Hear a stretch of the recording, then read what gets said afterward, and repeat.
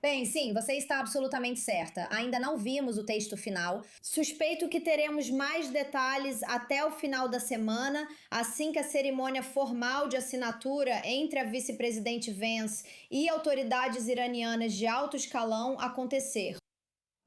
Minha opinião é que esse acordo foi um primeiro passo no que certamente será um processo longo, talvez trabalhoso, de novas negociações, mas foi um passo necessário, porque simplesmente temos que aceitar os fatos de que a campanha de 38 dias, liderada pelos Estados Unidos e Israel, não atingiu seus objetivos. Certamente demonstrou ou evidenciou superioridade militar, mas foi baseada em suposições equivocadas de que seria uma operação rápida e fácil, que talvez até conseguisse uma mudança ou fragmentação de regime. E, na verdade, tivemos exatamente o efeito oposto até agora. Isso não significa que não existam desafios no horizonte. Acho que há vários desafios a serem destacados. Em primeiro lugar, o processo diplomático provavelmente será demorado.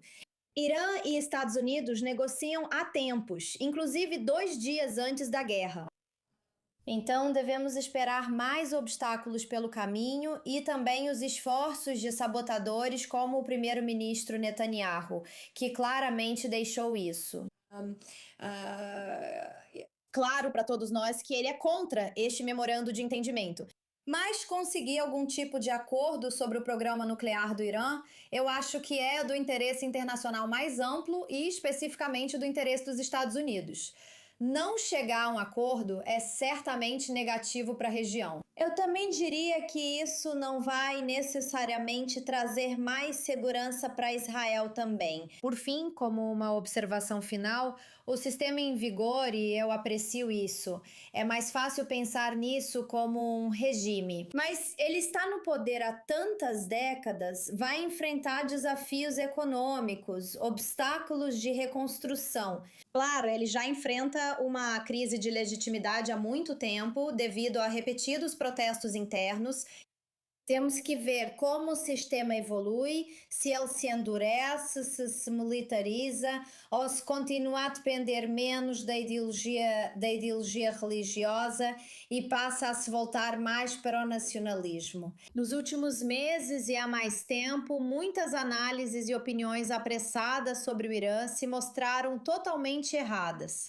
E eu tenho que dizer que o sistema israelense promoveu muitas dessas narrativas e análises e trouxe a região, na minha opinião, ao seu ponto mais frágil em muito tempo. Isso, no final das contas, é ruim para a segurança regional e, obviamente, também para a segurança de todos os países da região. Acho que esse é o momento para pausar e refletir sobre os interesses nacionais e regionais.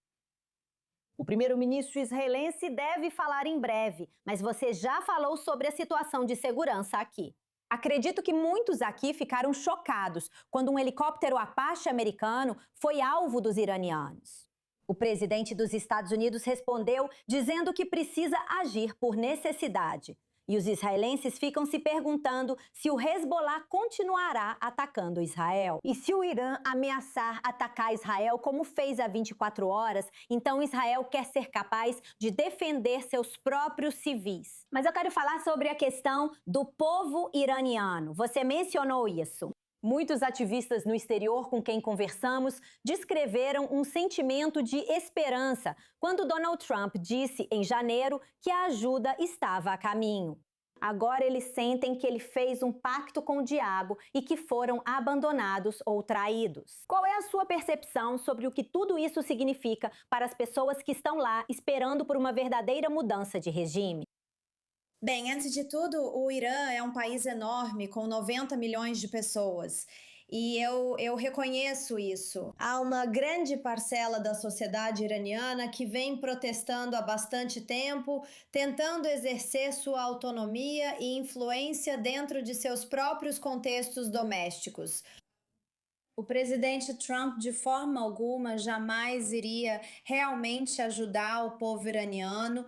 Isso ficou mais do que claro porque a ajuda, entre aspas, não veio por mais de 6 semanas após a repressão brutal que os iranianos sofreram em 8 e 9 de janeiro.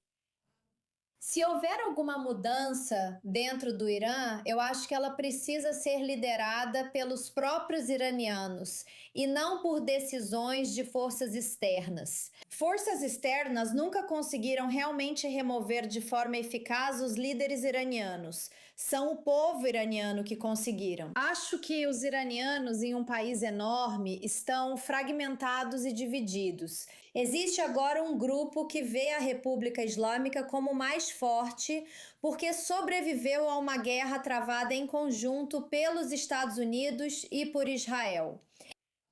E para esse grupo, talvez o recado tenha sido entendido. Ainda existem, é claro, opositores furiosos dentro do sistema que também entenderam isso. Como resultado desse conflito militar, o sistema no Irã está mais rígido e muito mais comprometido com a própria sobrevivência. Então, eu acho que é preciso dar um passo atrás e repensar como ajudar o povo iraniano. Com certeza, eu diria que essa guerra não ajudou em nada os iranianos. E essa guerra veio com a promessa de ajudá-los a assumir o controle do país, mas deixou-os com uma liderança ainda mais rígida. E novamente isso aconteceu porque essa guerra foi conduzida com suposições erradas de que esse regime era fraco, de que esse regime colapsaria rapidamente.